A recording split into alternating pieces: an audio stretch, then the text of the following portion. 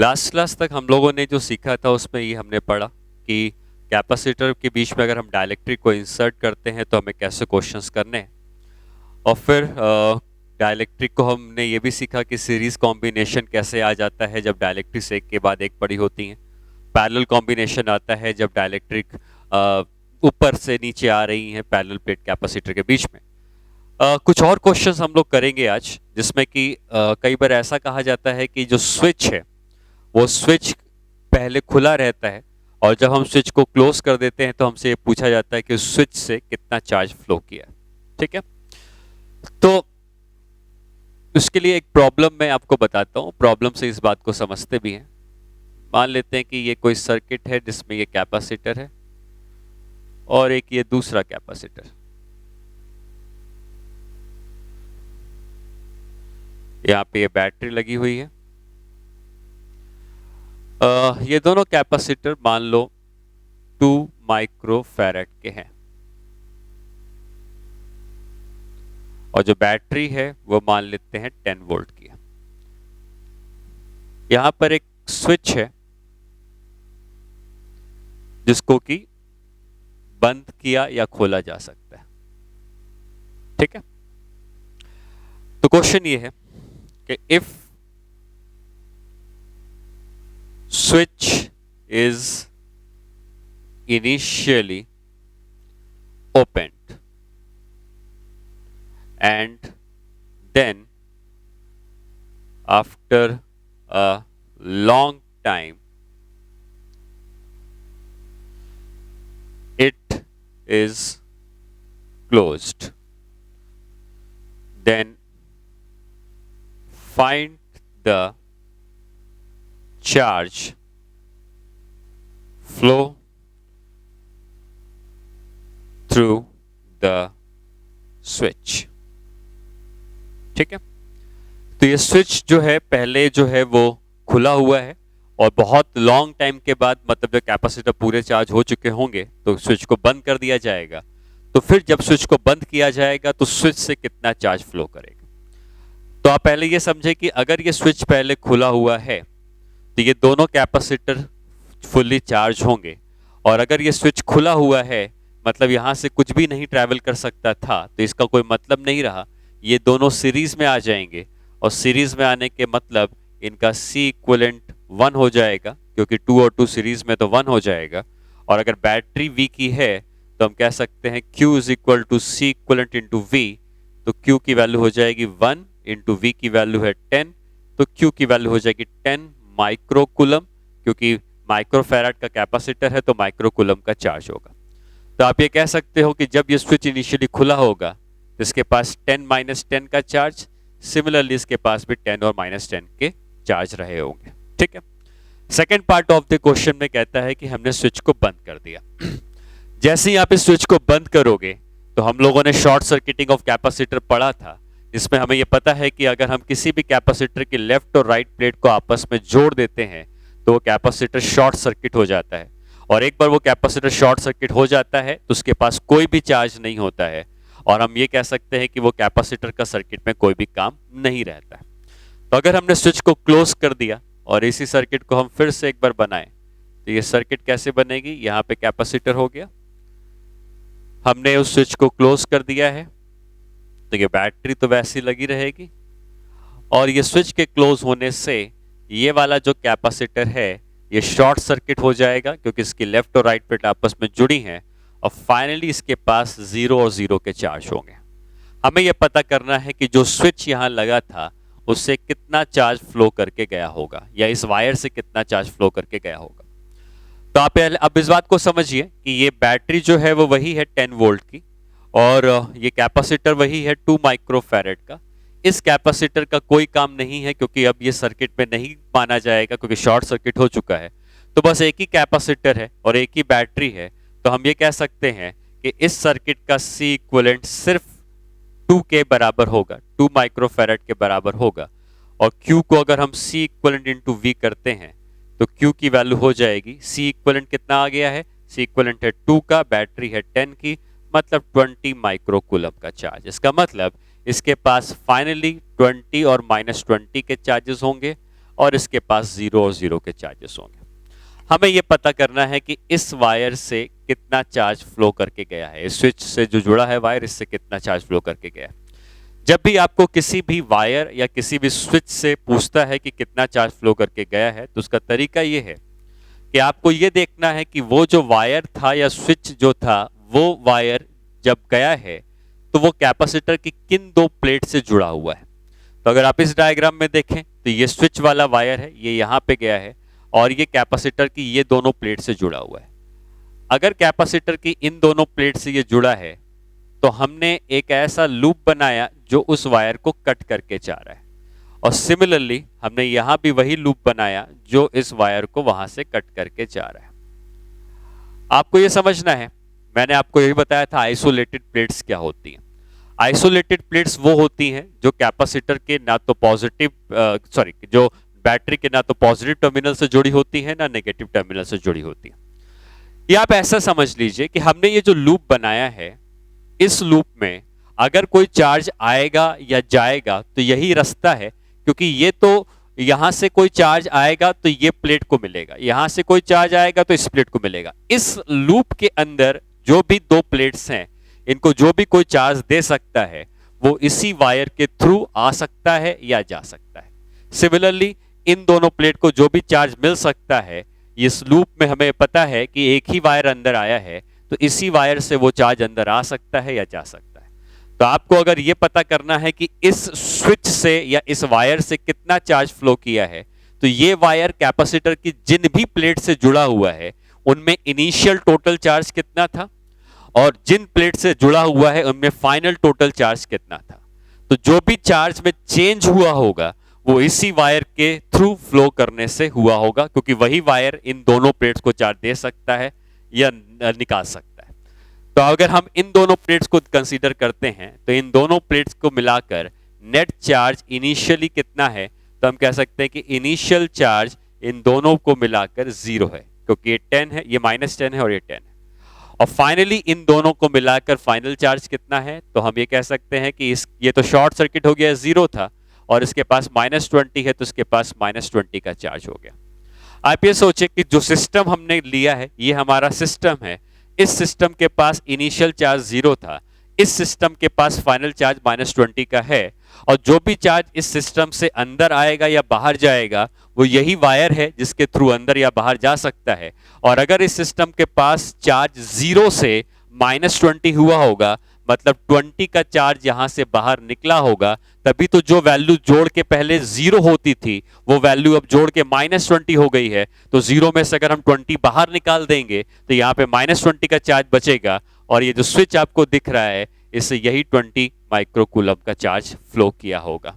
ठीक है, तो आपको जिस भी वायर जिस भी स्विच से पूछता है कि चार्ज कितना फ्लो किया है, वो वायर जिन प्लेट से जुड़ा हुआ है उन प्लेट्स पर इनिशियल चार्ज कितना है, उन प्लेट्स पर फाइनल चार्ज कितना है, और जो भी चार्ज में चेंज आया होगा उतना ही चार्ज हम कह सकते हैं उस वायर से फ्लो किया होगा। तो हम कह सकते हैं यहां से कि charge flows through switch is equal to 20 microcoulomb. ठीक है, तो ये तरीका है जिससे हम किसी भी स्विच से चार्ज फ्लो निकालते हैं। कई बार हमको ऐसे क्वेश्चंस आएंगे जिसमें हमसे ये कहेगा कि हमारे पास बहुत सारे सिमिलर कैपेसिटर्स हैं, सबकी कैपेसिटी सेम है और उनको जोड़कर हमने कोई नई कैपेसिटी बनाई है। ठीक है, अब जैसे मान लो हमने ये कहा कि we have large capacitors of same capacity C. Find the minimum number of capacitors required to get the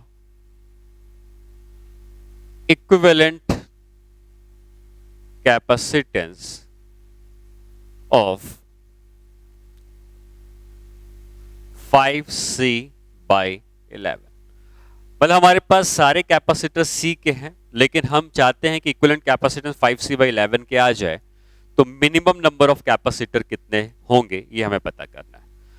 तो अगर मैं आपको इसके लिए सर्किट बना के दूं, तो बेसिकली सर्किट इसकी क्या बनती है वो मैं बताता हूं और कैसे निकालना है, फिर हम इस बात को सीखेंगे।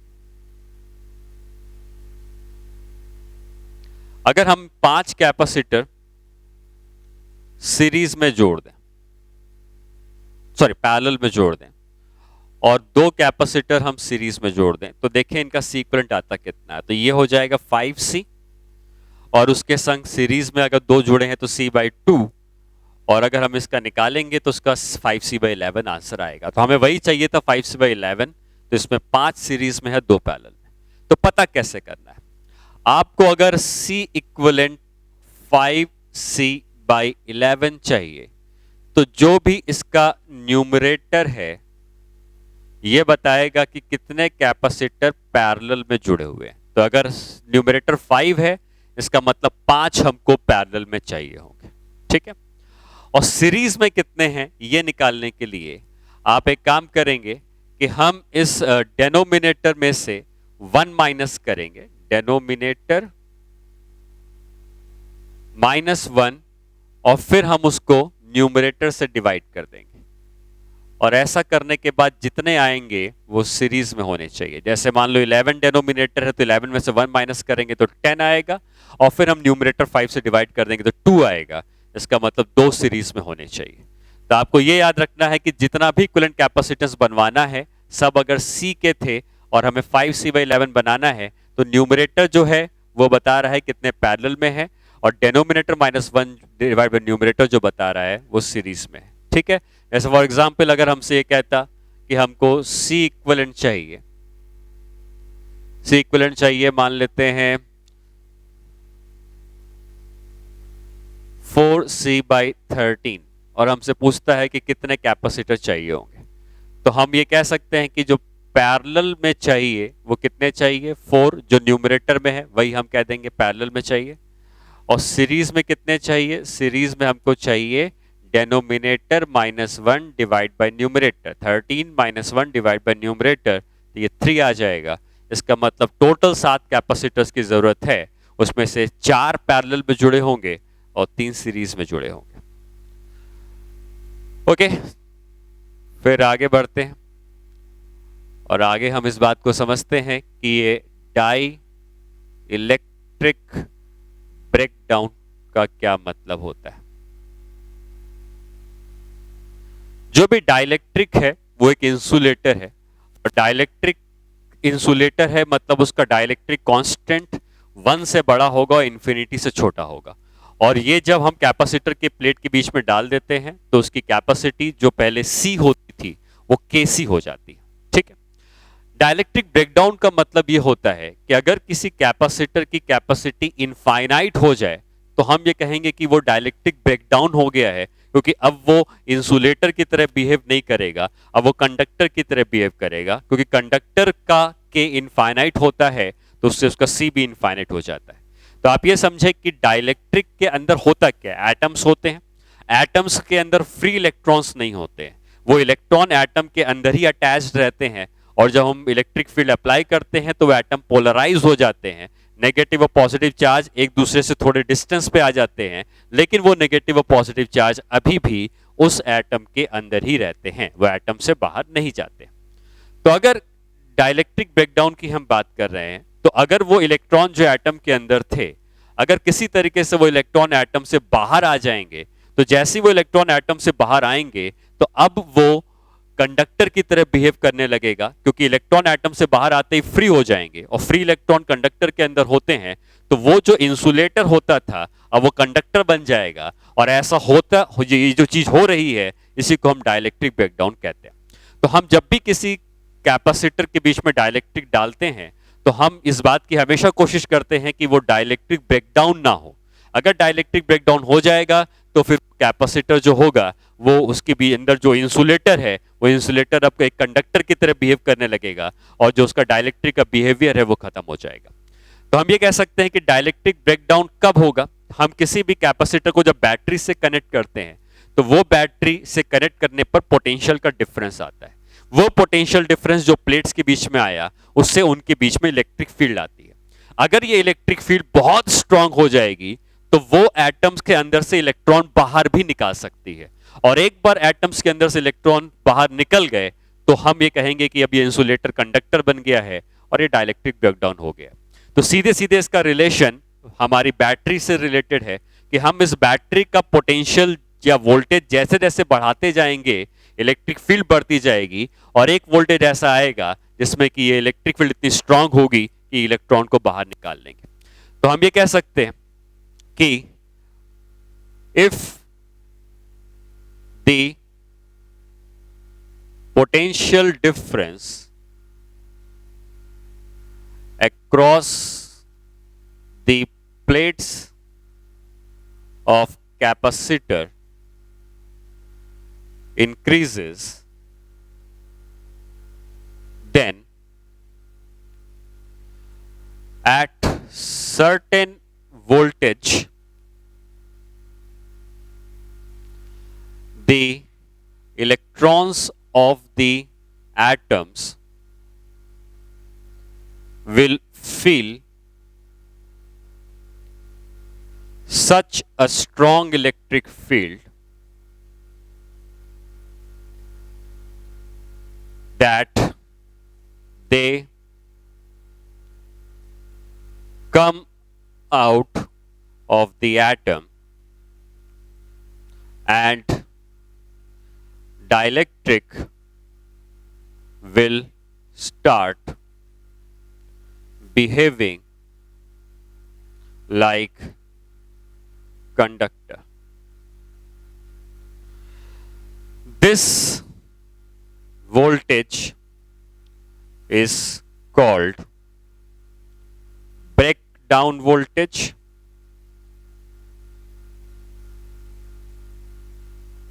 and this is called dielectric breakdown.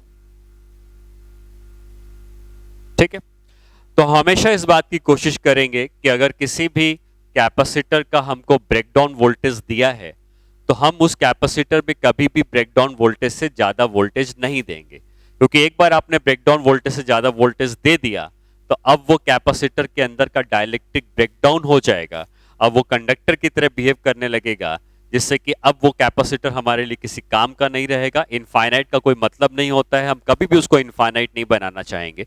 तो हम हमेशा कोशिश करेंगे कि जो वोल्टेज अप्लाई किया जा रहा है ये हमेशा उसके ब्रेकडाउन वोल्टेज से कम हो, या ब्रेकडाउन वोल्टेज एक लिमिटिंग केस मान सकते हैं। जैसे मैंने कहा कि कैपेसिटर का ब्रेकडाउन वोल्टेज मान लो 100 वोल्ट है, तो हम उसको 100 वोल्ट से ज्यादा नहीं देंगे, 100 वोल्ट तक हम उसको दे सकते हैं। ठीक है, अब इसके ऊपर कोई प्रॉब्लम बनती है तो मान लीजिए कुछ इस तरीके की बनती है कि if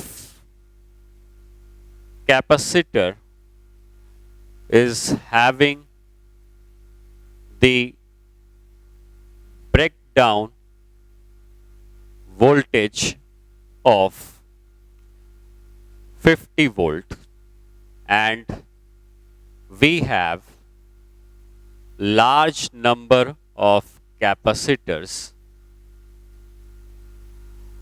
of same capacitance C and only available battery is 200 volt.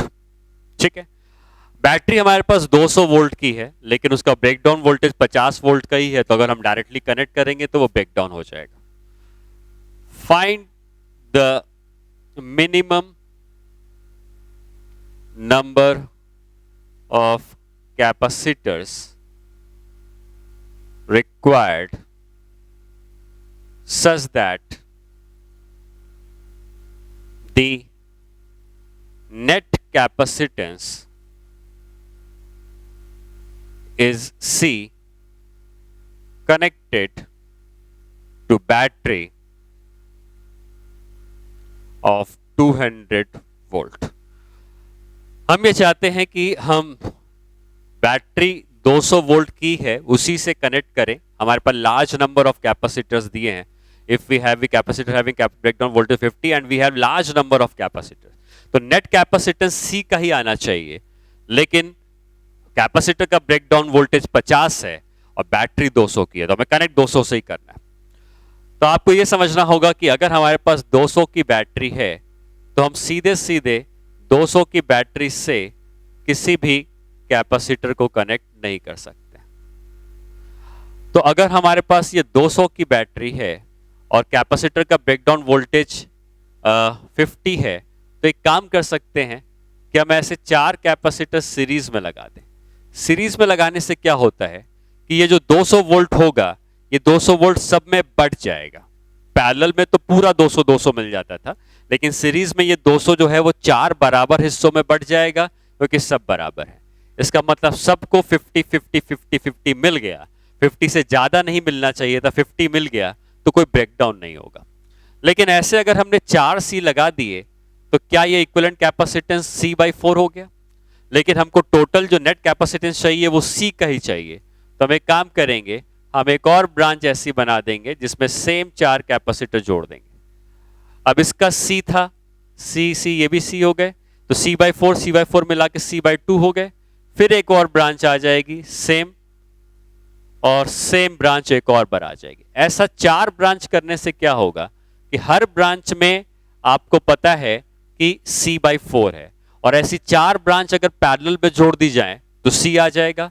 तो इस सिस्टम का नेट कैपेसिटेंस C बन गया, और हर कैपेसिटर को 50 वोल्ट से ज्यादा मिला भी नहीं तो कोई ब्रेकडाउन भी नहीं होगा, और नेट कैपेसिटेंस C के बराबर भी आ जाएगा। ठीक है, तो आप ये कह सकते हो कि जो सीरीज में एक सिंगल ब्रांच में नंबर ऑफ कैपेसिटर्स जो सीरीज में चाहिए वो कितनी चाहिए हमें, वो हम कह सकते हैं वो होगा कि कितना बैटरी का पोटेंशियल है, कितनी बैटरी हमको अवेलेबल है, वो बैटरी डिवाइडेड बाय कितना ब्रेक डाउन वोल्टेज है। अगर हम इसको इससे डिवाइड कर देंगे तो हमको नंबर ऑफ कैपेसिटर जो सीरीज में है वो मिल जाएंगे। मतलब अगर बैटरी 200 की थी इस क्वेश्चन में और ब्रेकडाउन वोल्टेज 50 का था, तो 200 को 50 से डिवाइड करेंगे तो 4 कैपेसिटर सीरीज में होने चाहिए। और ऐसी कितनी बार ब्रांचेस बनेंगी, तो नंबर ऑफ ब्रांचेस हम ये कह सकते हैं कि नंबर ऑफ ब्रांचेस हमें जो चाहिए, तो किसी भी एक ब्रांच का जो कैपेसिटेंस आएगा, ठीक है, किसी भी एक ब्रांच का जो कैपेसिटेंस आएगा वो आ जाएगा कि जैसे हमने नंबर ऑफ कैपेसिटर यहाँ पे आ गए थे 4 आए थे, तो हर ब्रांच का C/4 हो गया था। हमें चाहिए कितना, हमें अगर टोटल चाहिए कितना, ठीक है, तो हम यहाँ पे ये लिखते हैं, इफ ये वाला पार्ट हो गया, if we need the C equivalent of NC, हमें नेट कैपेसिटेंस NC चाहिए। C भी चाहिए हो सकता था इस प्रॉब्लम की तरह, NC चाहिए। तो सबसे पहली बात, number of capacitor in series जो है इसको मैं NS लिख देता हूं। अगर हमें नेट कैपेसिटेंस NC का चाहिए तो पहले तो हमने ये कैलकुलेट कर लिया कि सीरीज में कितने होंगे, सीरीज में होंगे कितना बैटरी है डिवाइड बाय ब्रेकडाउन वोल्टेज जो दिया होगा। ठीक है, तो battery divide by breakdown voltage से हमको नंबर ऑफ कैपेसिटर जो एक सीरीज में लगे होंगे वो मिल जाएंगे। अब ऐसी कितनी ब्रांचेस हमें चाहिए, तो हम ये कह सकते हैं कि जो नंबर ऑफ ब्रांचेस हमें यहां चाहिए होगी वो हो जाएगी N इंटू NS के बराबर। यहां से नंबर ऑफ ब्रांचेस आपको मिल जाएगी, नंबर ऑफ ब्रांचेस इतनी आ जाएंगी। और अगर हमको चाहिए कि टोटल कैपेसिटर्स की कितनी जरूरत है, तो टोटल नंबर ऑफ कैपेसिटर्स को आप चाहो तो डायरेक्टली फॉर्मूला याद कर सकते हो। ऐसी ब्रांचेस जो हैं वो इतनी हैं और हर ब्रांच में NS नंबर ऑफ कैपेसिटर जुड़े हुए हैं। ठीक है, तो हम ये कह सकते हैं ये हो जाएगा N इंटू NS का स्क्वायर। तो जो टोटल नंबर ऑफ कैपेसिटर की जरूरत है वो N इंटू NS का स्क्वायर हो जाएगा, जहां पे NS की वैल्यू इसके बराबर है। एक बार आपने NS की वैल्यू निकाल ली, आपको नेट कैपेसिटेंस NC का चाहिए, तो N अगर आपको पता है तो आप यूज कर सकते हो। जैसे मैं एक और एग्जांपल आपको लेके पूछता हूं, ठीक है, इसमें मान लो आपको दिया है कि हमारे पास लार्ज नंबर ऑफ कैपेसिटर्स हैं और उसके लिए भी हमें यूज करना है। तो अगर दिया है कि we have large number of capacitors of 2 microfarad of breakdown voltage 20 volt and available battery is 100 volt. Find the minimum number of capacitors to get C equivalent of, ये 2 माइक्रोफैरेड का था, मान लो 10 माइक्रोफैरेड, C इक्विवेलेंट 10 माइक्रोफैरेड का चाहिए। तो आप यहाँ पे समझिए कि हमको जो कैपेसिटर दिया है C वो इतना है और C इक्विवेलेंट जो चाहिए वो इतना है, ठीक है। तो क्या C इक्विवेलेंट जो चाहिए ये 5 टाइम्स ऑफ C के बराबर है, ये C है, जो हमें अवेलेबल है वो C है, और मैं C इक्विवेलेंट जो चाहिए वो 5 टाइम्स ऑफ C के बराबर चाहिए। इसका मतलब जो N है वो यहाँ पे कैपिटल N 5, ठीक है। NS कैसे निकालना है, नंबर ऑफ कैपेसिटर्स, सॉरी यहाँ पे हमें निकालना है कि उसका बैटरी कितनी दी हुई है, बैटरी दी है 100 वोल्ट की और ब्रेकडाउन वोल्टेज कितना है 20 वोल्ट का, तो कितना आ गया 5। अब हमें नंबर ऑफ कैपेसिटर्स अगर लिखना है तो नंबर ऑफ कैपेसिटर्स जो होंगे वो हो जाएंगे N इंटू NS का स्क्वायर। तो N कितना है, N है 5 और NS कितना है वो भी 5 का स्क्वायर, तो हमको हो जाएगा 25 इंटू 5 125 कैपेसिटर्स की टोटल जरूरत हमको पड़ेगी, ठीक है।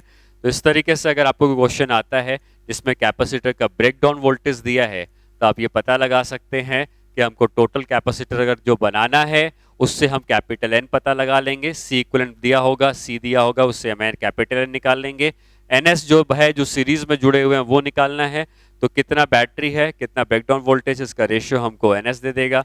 और एक बार ये दोनों वैल्यूज हमको पता चल गई तो हम यहाँ से number of capacitor N into NS का स्क्वायर करके नंबर ऑफ कैपेसिटर्स निकाल सकते हैं, ठीक है। अच्छा, इसके बाद जब हम कैपेसिटर्स में आगे बढ़ते हैं तो सिलेंड्रिकल कैपेसिटर और स्फेरिकल कैपेसिटर्स भी आ जाते हैं। हालांकि हमारे जो IIT का सिलेबस है उसमें ये दोनों कैपेसिटर्स नहीं हैं, लेकिन फिर भी हम आइडिया लेंगे। नीट के सिलेबस में हैं ये दोनों, तो नीट के सिलेबस के अकॉर्डिंग ठीक है आप पढ़ सकते हो। IIT के सिलेबस में नहीं है तो डायरेक्टली तो कोई क्वेश्चन नहीं आएगा, लेकिन इनडायरेक्टली आपसे पूछा जा सकता है, तो इस बात को हमने समझना पड़ेगा। तो सबसे पहले हम यहाँ पर आते हैं और हम समझते हैं कि स्फेरिकल कैपेसिटर्स क्या होते हैं।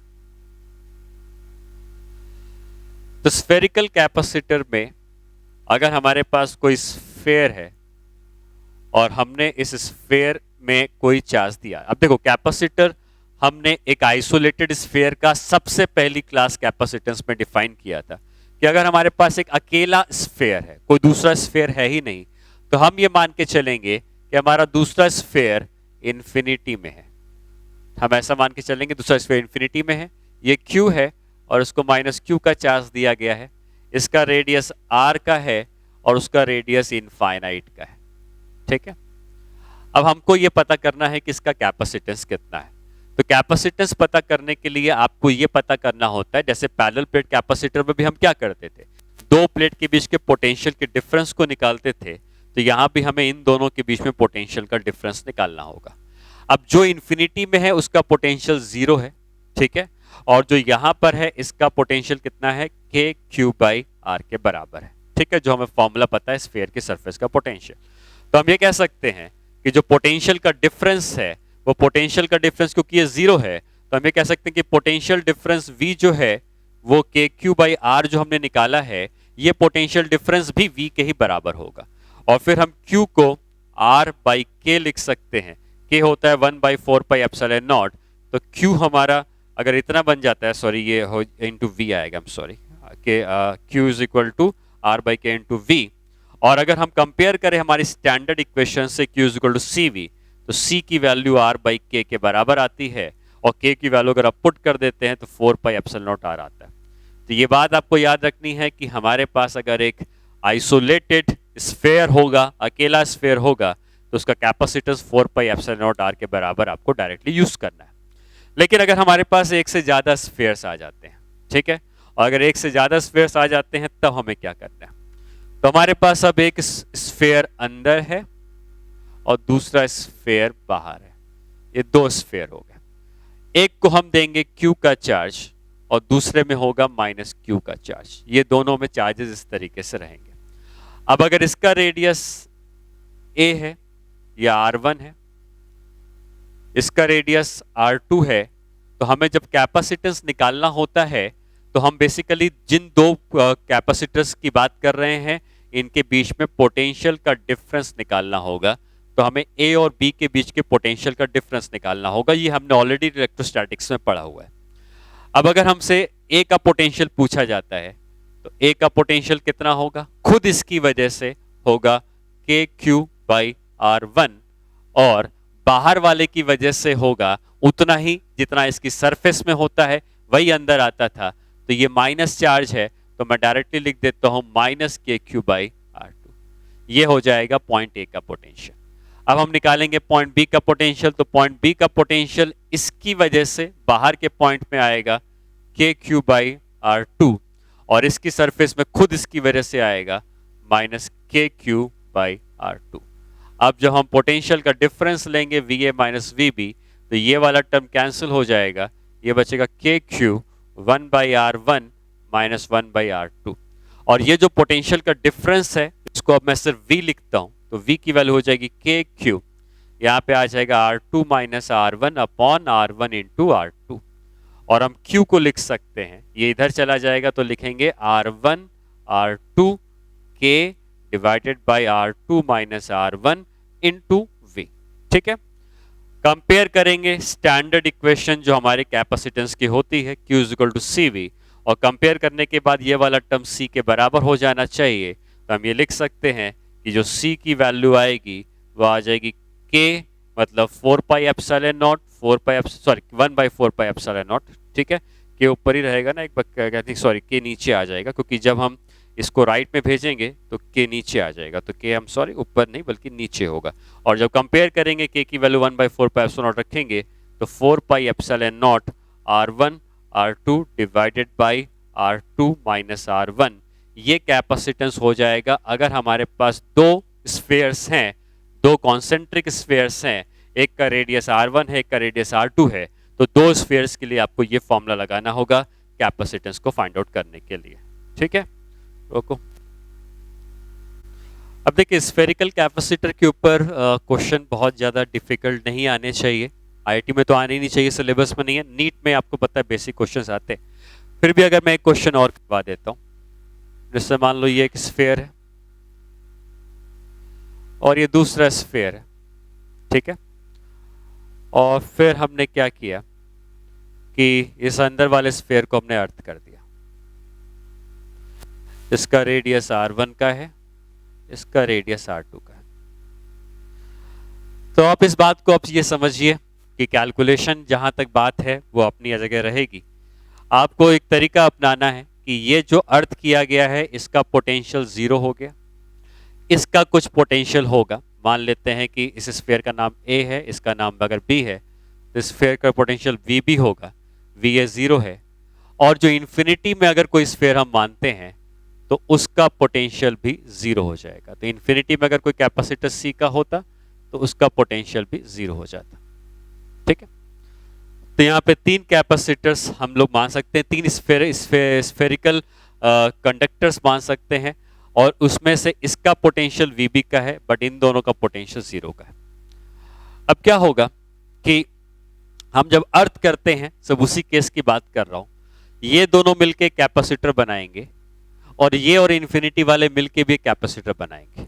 ये और इन्फिनिटी वाला जो बनाएंगे वो आइसोलेटेड कैपेसिटर वाला formula 4 pi epsilon not R वाला, और ये दोनों जो मिलके बनाएंगे ये हो जाएगा हमको जो अभी हमने पढ़ा 4 पाई R1 R2 upon R2 minus R1। तो ये दो कैपेसिटर अब जुड़े कैसे? तो अगर आप इस बात को समझते हैं कि ये दोनों मिलके एक कैपेसिटर बना रहे हैं तो हो सकता है कि मैंने इस प्लेट का नाम 1 दिया, इस प्लेट का नाम 2 दिया और इन्फिनिटी वाली प्लेट का नाम 3 दिया। ठीक है, मान लो मैं 3 प्लेट्स की बात कर रहा हूं।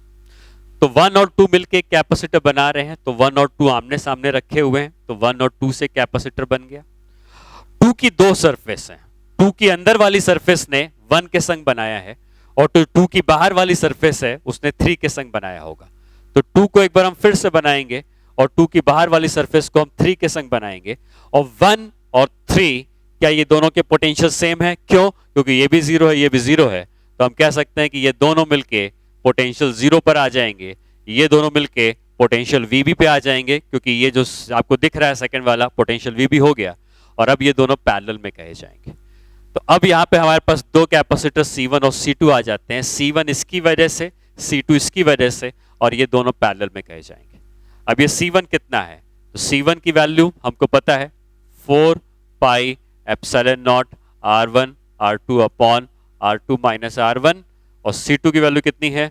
4 पाई एप्सिलॉन नॉट R2, और ये दोनों अगर पैरेलल में जुड़े हैं तो नेट कैपेसिटेंस इन दोनों को जोड़ के C1 प्लस C2 आ जाएगा। ठीक है, ऐसा तब जब हमने इसको अर्थ किया हुआ है, और अगर अर्थ नहीं किया था तो हम इसको बाहर वाले के लेने की जरूरत नहीं पड़ती थी। ठीक है, क्यों नहीं पड़ती थी? अगेन उसकी जरूरत नहीं, उतना डीप में हमें नहीं जाना है, लेकिन हमें अगर अर्थ किए करेगा तो हमें इन दोनों को लेना पड़ेगा, अर्थ नहीं करेगा तो सिर्फ इससे लेके हम आंसर निकाल कर सिर्फ एक कैपेसिटर रखेंगे 4 pi epsilon R1 R2 upon R2 minus R1। अर्थ करेगा तो ये एक आ गया C1, ये आ गया C2, और दोनों को पैरेलल में जोड़ देना। ठीक है, नेक्स्ट पार्ट में हम पढ़ेंगे अब सिलेंड्रिकल कैपेसिटर। अगेन कभी कोई क्वेश्चन आया नहीं है, लेकिन एक आइडिया लेते हैं होता क्या है। सिलेंड्रिकल कैपेसिटर में ये एक सिलेंडर है, और इसके कॉन्सेंट्रिक एक दूसरा सिलेंडर होगा।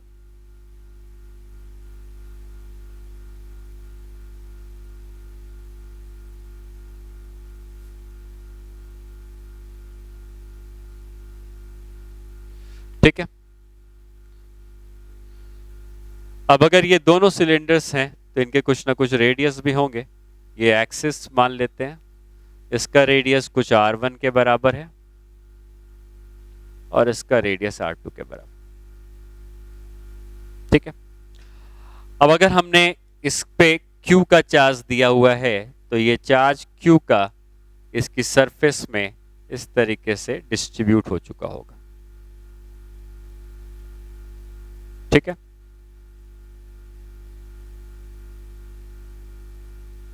इस पे हमने Q का चार्ज दिया है, और माइनस Q का चार्ज अगर हमने इसको दिया है तो माइनस Q का चार्ज इसकी सरफेस में डिस्ट्रीब्यूट हो चुका होगा।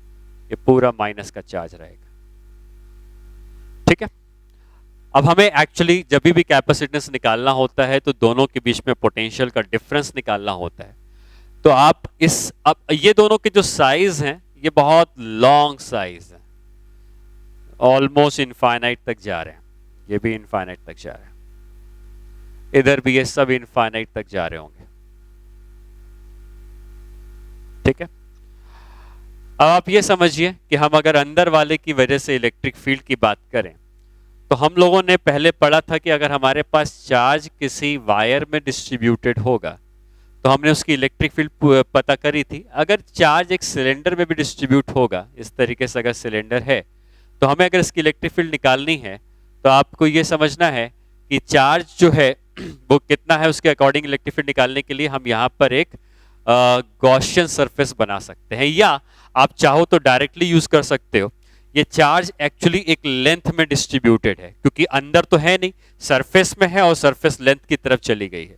तो आप इसको ऐसे समझ सकते हो कि अगर मैं ये कहता हूं कि यहाँ पे चार्ज पर यूनिट लेंथ की जो वैल्यू है वो अगर लैम्डा है, चार्ज पर यूनिट लेंथ की वैल्यू मतलब चार्ज यहाँ पर लेंथ में डिस्ट्रीब्यूटेड है। ठीक है, तो चार्ज पर यूनिट लेंथ की वैल्यू अगर हमको लैम्डा है तो इसकी वजह से जो इलेक्ट्रिक फील्ड आती है, इस इलेक्ट्रिक फील्ड की वैल्यू होती है वही जो एक इनफाइनाइट वायर की वजह से होती थी। हम लोगों ने इलेक्ट्रोस्टैटिक्स में पढ़ा था, वो 2 के लैम्डा बाई आर होती। आप देख सकते हैं कि इलेक्ट्रिक फील्ड कांस्टेंट नहीं है, ये इलेक्ट्रिक फील्ड आर के साथ साथ बदलती जा रही है। और अगर इलेक्ट्रिक फील्ड आर के साथ साथ बदलती जा रही है और हमें इनके बीच में पोटेंशियल का डिफरेंस चाहिए, तो हम ये कह सकते हैं कि पोटेंशियल का डिफरेंस निकालने के लिए हम क्या करते थे, हम ये करते थे VB minus VA is equal to integration of E dot d r. ठीक है, ये हम लोगों ने इलेक्ट्रोस्टैटिक्स में पढ़ा था।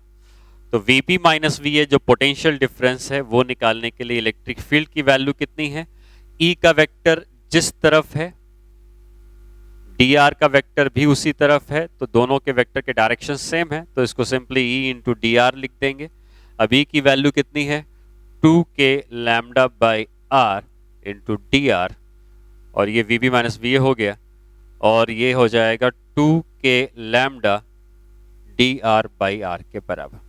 ठीक है, अब R कहाँ से कहाँ पर जा रहा है, R जो स्टार्ट होगा, क्योंकि हमें इनके बीच का पोटेंशियल डिफरेंस चाहिए, तो हमें यहाँ से यहाँ तक चाहिए, तो यहाँ से यहाँ तक चाहिए मतलब R1 से लेके R2 तक चाहिए। जब इसका इंटीग्रेशन कर देंगे तो ये आ जाएगा 2k lambda log to the base e R2 by R1 के बराबर। ये इनके बीच का पोटेंशियल डिफरेंस हो जाएगा। ठीक है, अब लैम्डा कैसे निकलेगा, लैम्डा जो होगा वो बेसिकली चार्ज बाई लेंथ का रेशियो होता है। तो अगर हमने Q का चार्ज दिया है और इसकी लेंथ अगर L की है, L की अगर लेंथ हम मान रहे हैं, तो लैम्डा की वैल्यू हम Q बाई L के बराबर लिखेंगे, और लैम्डा की वैल्यू Q बाई L के बराबर लिखने के बाद ये जो पोटेंशियल डिफरेंस है ये कितना आ जाएगा 2k lambda log to the base e। अच्छा, लैम्डा को हटाना है हमें, लैम्डा को हम क्या लिख देंगे Q by L into log to the base e R2 by R1। अब Q को एक साइड रख के बाकी सबको दूसरे साइड ले जाएंगे, तो ये अगर इधर चला जाएगा तो ये L अपॉन 2k बेस में log to the base e R2 by R1 हो जाएगा, मल्टीप्लाइड बाई V होगा, और फिर हमें स्टैंडर्ड इक्वेशन से कंपेयर करके ये कह सकते हैं, क्योंकि Q is equal to C into V होता है, कैपेसिटेंस जो इतना आया है इसमें L की लेंथ भी आई है, लेकिन स्टार्टिंग में मैंने कहा था कि ये इनफाइनाइट लेंथ का होता है। एक्चुअली प्रैक्टिकली कोई भी चीज इनफाइनाइट लेंथ की नहीं हो सकती है, तो ये लेंथ कुछ ना कुछ रही होगी L की, लेकिन अगर हम इसको इनफाइनाइट मान रहे हैं, क्योंकि ये फॉर्मूला तभी यूज कर सकते हैं जब ये इनफाइनाइट है। अगर इनफाइनाइट नहीं है प्रैक्टिकली, तो आप ये कह सकते हो जो L है ये बहुत ज्यादा बड़ा होगा R1 और R2 के कंपैरिजन में।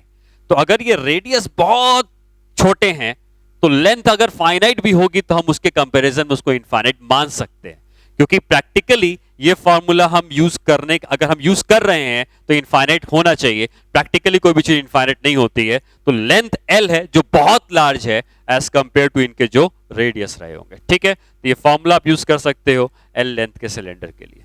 ठीक है, अच्छा, अब नेक्स्ट क्लास में हम लोग जो पढ़ेंगे वो होगा RC सर्किट। इसमें हम रेजिस्टर को भी लेके आएंगे, और मैं आपको ये बताऊंगा कि रेजिस्टर के आने से सर्किट में क्या क्या चेंजेस आते हैं, और हमें कैसे रेजिस्टर वाली सर्किट के लिए सॉल्व करना होगा क्वेश्चन। ठीक है।